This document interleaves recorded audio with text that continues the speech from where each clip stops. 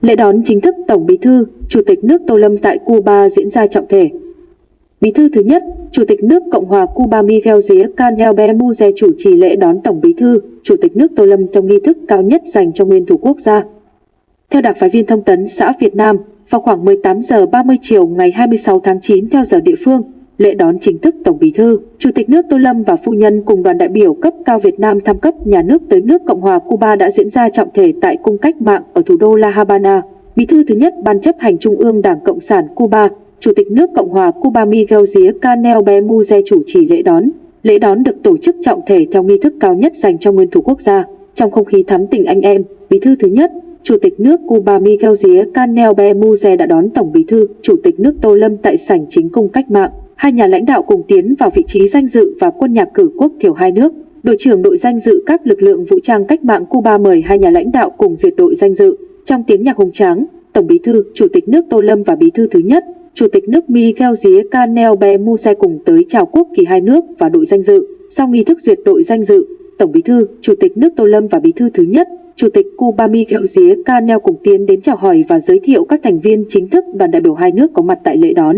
Ngay sau lễ đón chính thức, Tổng Bí thư, Chủ tịch nước Tô Lâm cùng Bí thư thứ nhất, Chủ tịch nước Cuba Miguel Díaz-Canel Bermúdez dẫn đầu đoàn đại biểu cấp cao hai nước tiến hành hội đàm nhằm thảo luận, đánh giá về thành tựu đạt được, kết quả hợp tác giữa Việt Nam và Cuba trong thời gian qua và đề ra những phương hướng để tăng cường, nâng cao hiệu quả hợp tác trên các lĩnh vực, đưa quan hệ hợp tác toàn diện Việt Nam, Cuba bước sang một giai đoạn mới, ngày càng phát triển thực chất và bền vững vì lợi ích của nhân dân hai nước. Chuyến thăm cấp nhà nước của Tổng Bí thư, Chủ tịch nước Tô Lâm tới Cuba mang ý nghĩa biểu tượng lịch sử, đồng thời mở ra giai đoạn mới trong quan hệ hợp tác và hữu nghị đặc biệt giữa hai nước với những kết quả thiết thực và bền vững hơn. Quan hệ đoàn kết, anh em giữa Việt Nam và Cuba do Chủ tịch Hồ Chí Minh và Chủ tịch Fidel Castro đặt nền móng và ngày càng phát triển. Trong những năm tháng nhân dân Việt Nam tiến hành cuộc kháng chiến giải phóng dân tộc vào những năm 1960, 1970, Cuba luôn là biểu tượng và đi đầu trong phong trào nhân dân thế giới đoàn kết, ủng hộ sự nghiệp đấu tranh chính nghĩa của Việt Nam, dành cho Việt Nam sự ủng hộ, giúp đỡ quý báu và hiệu quả. Trong thời kỳ khó khăn nhất của cuộc đấu tranh giải phóng dân tộc của Việt Nam,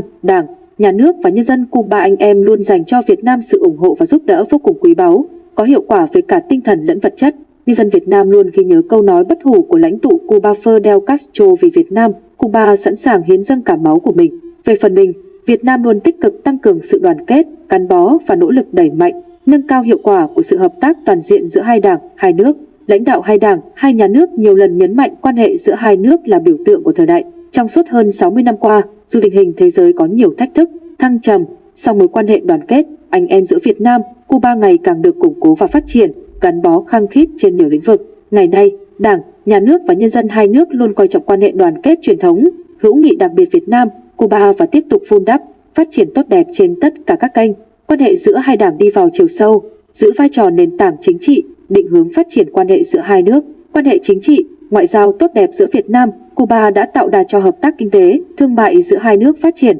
Việt Nam hiện là đối tác thương mại lớn thứ hai và đối tác đầu tư lớn nhất ở Cuba đến từ khu vực châu Á và châu Đại Dương. Kim ngạch trao đổi thương mại song phương, hai bên tiếp tục triển khai Hiệp định Thương mại Việt Nam, Cuba, ký năm 2018, có hiệu lực từ ngày 1 tháng 4 năm 2020 với nhiều cam kết ưu đãi thương mại, đem lại lợi ích cho doanh nghiệp hai nước và tạo điều kiện thuận lợi cho hoạt động xuất nhập khẩu hàng hóa song phương. Dự kiến sau hội đàm, hai nhà lãnh đạo sẽ cùng chứng kiến lễ ký các văn kiện hợp tác giữa các bộ ngành, doanh nghiệp hai nước.